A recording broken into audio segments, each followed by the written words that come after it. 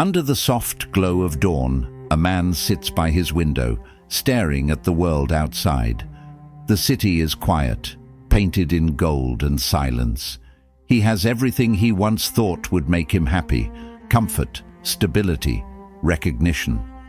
Yet, beneath the calm surface, he feels something missing, something hollow. It's a feeling many of us know too well. The haunting whisper that says, "Is this all there is?" We chase happiness like a mirage on the horizon, believing that once we reach it, the thirst will finally end. But the dark truth, the one few are willing to face, is that happiness was never meant to be caught. It was never meant to be a destination. And the more we try to grasp it, the further it slips away. From the time we are children, we are told that happiness is the goal of life. We are taught to run after it, through achievements, relationships, money, comfort. We build our lives around this invisible pursuit, measuring every moment against it. But ancient philosophers, from the Stoics of Rome to the sages of the East, all whispered the same warning: the moment you make happiness your target, you lose it.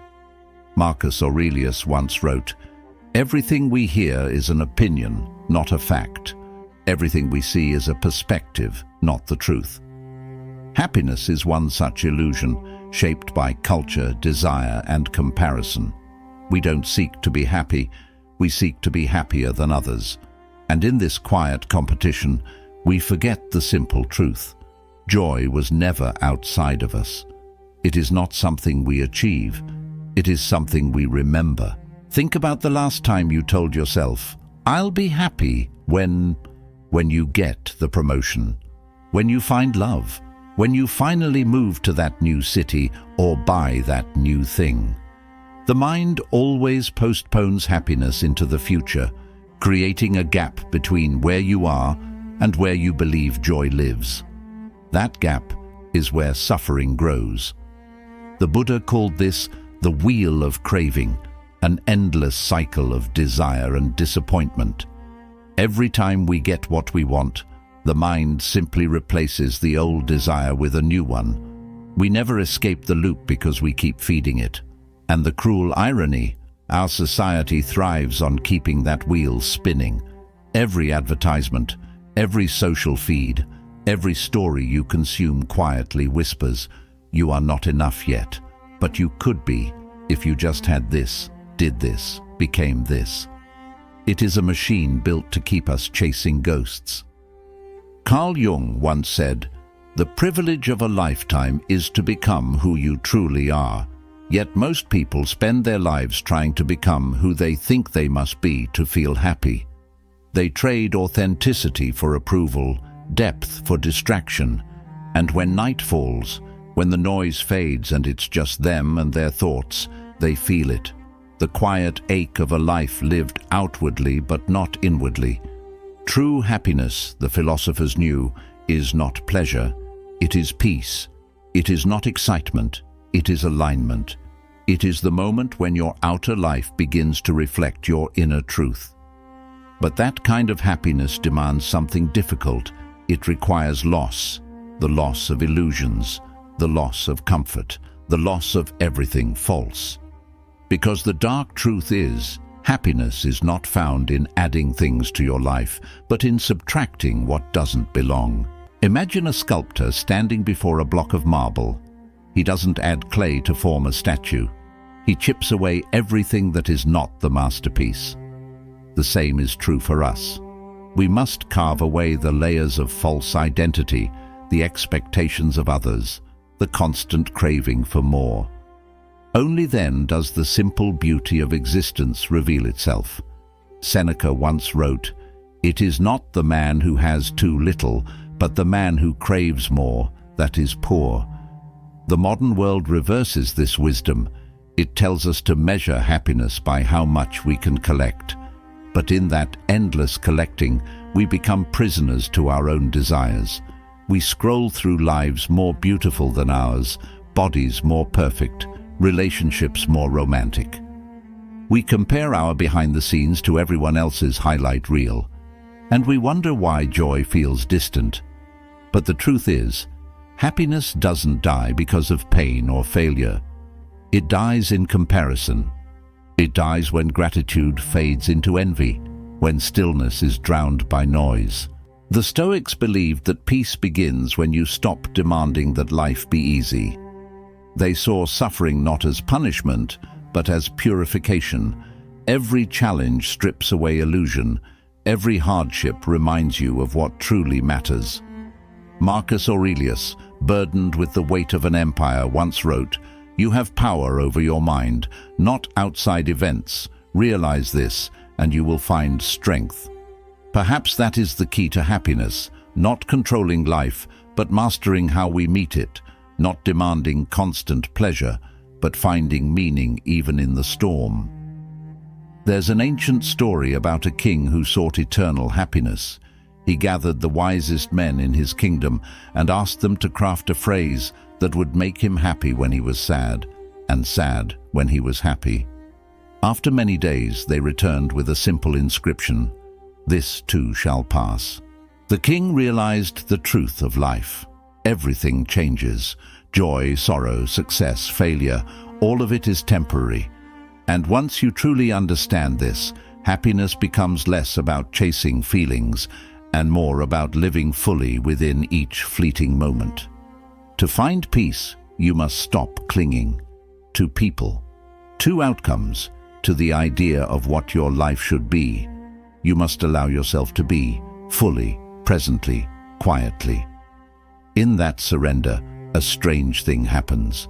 Happiness stops being something you chase and becomes something you become. Nietzsche said, "One must still have chaos in oneself to give birth to a dancing star." Perhaps happiness is not the absence of chaos, but the ability to dance within it. Modern life sells us comfort, but meaning comes from struggle. It is in overcoming, enduring, creating, in choosing purpose over pleasure, that we find something deeper than happiness. We find fulfillment. Because happiness, as most people understand it, is fragile. It depends on circumstance. But peace is unbreakable. Peace survives loss, change, and pain. It grows in silence, in solitude, in the moments when the world is too heavy to bear, yet you continue forward anyway. So maybe the dark truth about happiness is this: you were never meant to be happy all the time. You were meant to be whole, to feel everything, joy, grief, fear, love, and still say yes to life. To wake up each day not asking, "How can I be happy?" but "How can I live truthfully?" Because the man who lives truthfully cannot help but touch happiness, even in sorrow. At the end of your life, when you look back, you won't remember the days that felt perfect. You'll remember the moments that felt real. The times when you grew, when you cared, when you faced something difficult and still chose to keep going. That is where happiness hides, not in the pursuit of pleasure, but in the acceptance of life itself. So stop searching for happiness as if it's lost. It's not out there waiting for you to find it. It's been quietly waiting within you, for you to stop running. And when you finally do, when you sit still long enough to listen, you'll realize the dark truth about happiness isn't dark at all. It's simply that happiness was never meant to be the goal. It was always meant to be the reflection of a life fully lived, raw, imperfect, and profoundly human. There's a moment, quiet, fragile, that comes to every person who has chased happiness for too long. It's the moment you finally stop, when exhaustion outweighs ambition and the noise of wanting begins to fade. At first, it feels like defeat. But slowly, something else begins to surface. Peace. Not the peace of victory, but the peace of surrender. This is where real happiness begins, not when you win, but when you let go of needing to. The ancient Stoics called it ataraxia, a state of serene calm, unshaken by the chaos of fortune. They didn't see happiness as excitement or pleasure, but as freedom from disturbance. To them, the happy man was not the one who smiled the most, but the one whose soul remained still in the face of life's storms. It's the difference between a candle and a flame. Pleasure flickers, quick, bright, and temporary. Peace burns steady, soft, enduring, and eternal. We live in an age obsessed with stimulation. Every scroll, every sound, every image is designed to keep us hooked on dopamine. We confuse being entertained with being alive, but life's deepest joy doesn't come from stimulation. It comes from stillness, from being able to sit in silence and feel the quiet pulse of existence without needing to escape it. Lao Tzu wrote, "When you realize there is nothing lacking, the whole world belongs to you." This truth terrifies the modern mind because it means the chase must end. It means that happiness isn't hidden in the next goal, or the next person, or the next version of you. It's in the space between wanting and being. But how do we live that truth in a world built on craving? How do we find contentment when everything around us is designed to make us feel incomplete? The answer is uncomfortable. We must learn to live simply, not just in possessions, but in thought, in expectation, in emotion. Simplicity is not poverty, it's clarity. It's the art of needing less so you can experience more. Epictetus said, "Wealth consists not in having great possessions, but in having few wants." And yet, most people live as though happiness is proportional to accumulation, more experiences, more success, more love. But happiness doesn't scale with quantity, it deepens with presence. The more we grasp, the more we lose touch with what truly matters. When was the last time you did something ordinary, a walk, a cup of tea, a sunset, without needing to capture it, post it, or share it? The simple joys of life are not gone. We've just lost the capacity to notice them. We've forgotten how to live without turning every moment into a transaction for validation. Real happiness begins when you stop performing for the world and start existing in it. And yet, this kind of happiness often looks dull from the outside. It lacks drama, spectacle, applause. It is quiet, grounded, and deeply internal. But it's also the kind that endures when life breaks your plans, when relationships end, when the world stops making sense. Because it's not built on what happens to you, it's built on who you are. That's the paradox of happiness. To find it, you must stop seeking it directly. Like a shadow, it appears only when you turn away from it and walk toward something real. Growth, truth, love, purpose. Viktor Frankl, who endured the horrors of a concentration camp, discovered this firsthand. He wrote, "Happiness cannot be pursued. It must ensue." He saw that those who survived were not the ones who clung to comfort or pleasure, but those who found meaning in their suffering. It wasn't that pain vanished, it was that purpose transformed it. Perhaps the real tragedy of modern life is not that people are unhappy, it's that they no longer know why they are unhappy. We've confused comfort with fulfillment, stimulation with satisfaction, attention with love. We are surrounded by everything and nourished by nothing. We wake up to glowing screens instead of glowing skies. We measure our worth in numbers instead of moments. And we wonder why peace feels out of reach. But happiness was never meant to live in noise. It's a creature of quiet. That's why solitude frightens so many, because in silence the illusions fall away. Without distraction, you face yourself. And that confrontation can be terrifying. You realize how much of your happiness was built on avoiding your own emptiness. But the moment you stop running from it, when you sit with your loneliness, your fear, your dissatisfaction, it begins to change shape. It softens. It becomes a doorway. You begin to see that what you called emptiness was never absence. It was space. The space for something true to enter. This is why monks retreat to mountains, why philosophers wander in silence, why poets stare into the void. They are not escaping life, they are returning to its center. Because only in stillness can you remember what it means to be alive. And when you return from that stillness, something subtle shifts. You stop needing everything to go right to feel right. You stop needing others to validate your existence. You start living not for happiness, but from it. You begin to see happiness not as a prize, but as a byproduct of living authentically, of giving, of creating, of serving something greater than yourself. In the end, the dark truth about happiness is that it was never meant to be pursued. It was meant to be revealed, and revelation requires stripping away, not adding more. So when you feel lost, uncertain, restless, don't rush to fill the void. Sit with it. Listen to it.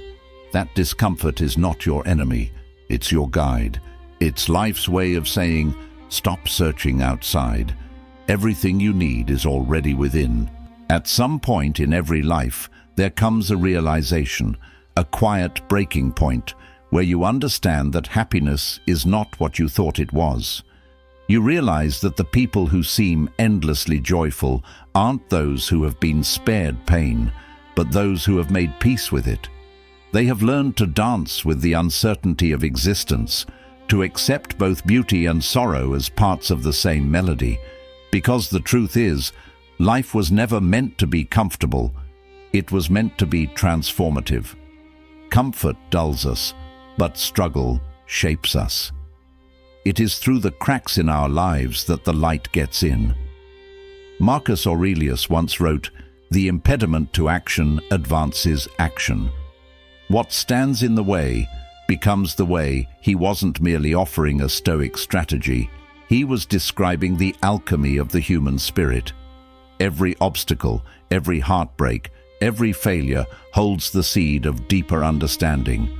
The pursuit of constant happiness blinds us to that truth. We spend our lives avoiding discomfort, not realizing that in doing so, we also avoid growth. The dark truth about happiness is that it often wears the mask of pain. It hides within the moments that hurt the most, because those are the moments that wake us up. Think of the times you've truly grown. It wasn't when everything went smoothly, when life was generous and easy. It was when something fell apart, when the person you loved left, when the dream you built collapsed. In those ruins, you were forced to look inward, to rebuild, not from what the world told you to be, but from who you truly are. Pain strips away the unnecessary. It humbles, clarifies, refines, and once you've passed through it, you see happiness differently, not as something fragile that must be protected, but as something resilient, something that can exist even in the rain. In the end, happiness is not the absence of suffering. It's the capacity to suffer with meaning. Nietzsche understood this better than anyone. He believed that joy and sorrow are intertwined, that to create anything of beauty, you must first endure chaos. He said, "To live is to suffer. To survive is to find some meaning in the suffering." That's the essence of human happiness. Not escaping life's pain, but transforming it into purpose. Yet most people spend their lives running from discomfort, from boredom, from silence.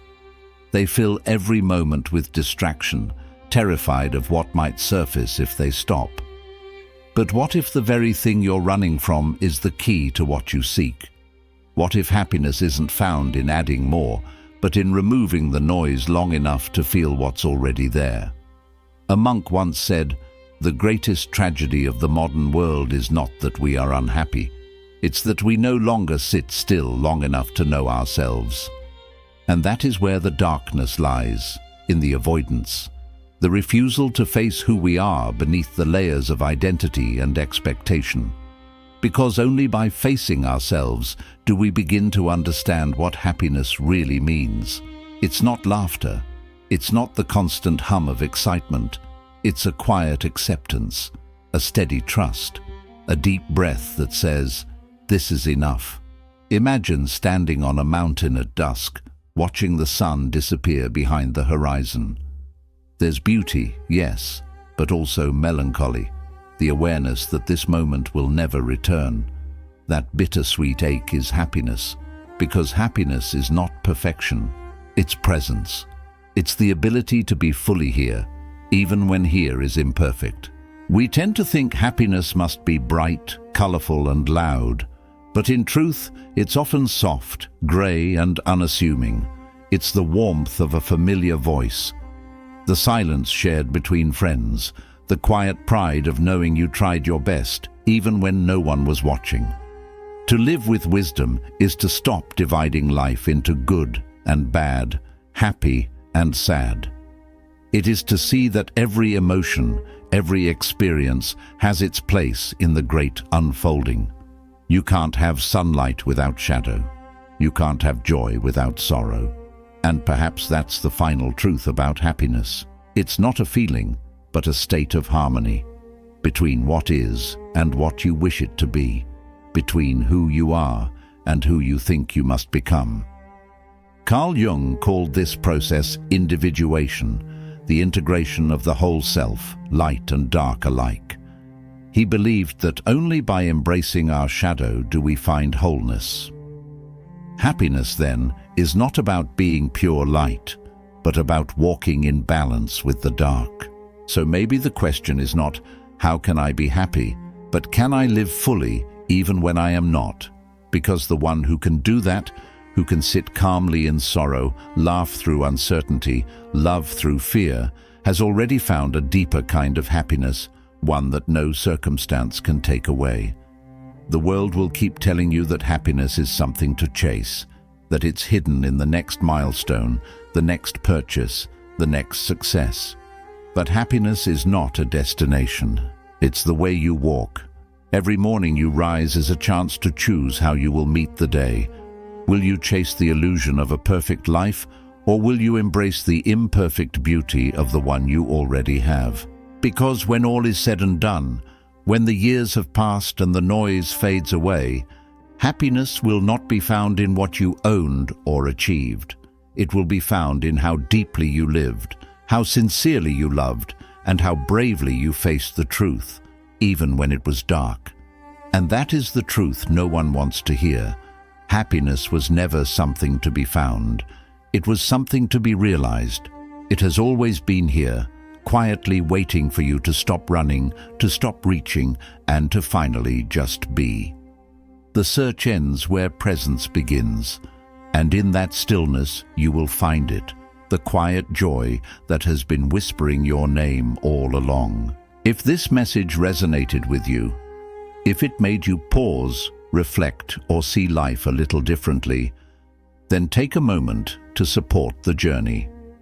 Like this video so it reaches others searching for the same truth. Subscribe if you want to keep exploring the deeper side of philosophy, life, and the mind. There are more stories to tell, more wisdom to uncover together. Until then, stay curious, stay grounded, and keep walking the path within.